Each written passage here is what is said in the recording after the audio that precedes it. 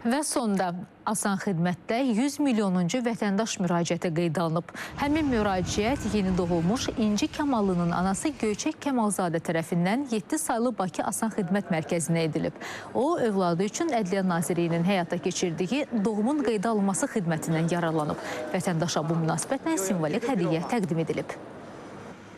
09.07.2026-cı ildə gəldik, doğum haqqında şəhadətnaməni almaq üçün müraciət etdik və bizə orada aydın oldu ki, 100 milyonuncu vətəndaş müraciəti bizim müraciətimiz hesab olundu. Bu bizi həm təəccübləndirdi, həm də sevindirdi. Belə deyək, övladımızın bəxtidir.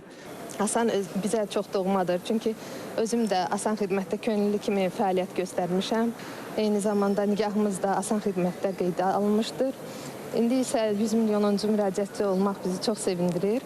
Əhalimiz bilirsiniz 10 milyondan bir qədər yuxarıdır. Amma 9 milyon 200 min vətəndaşa artıq xidmət göstərilib. Bu da o deməkdir ki, demək olar hər bir vətəndaş Asan Xidmətdə 9-10 dəfə xidmətdən yararlanıbdır.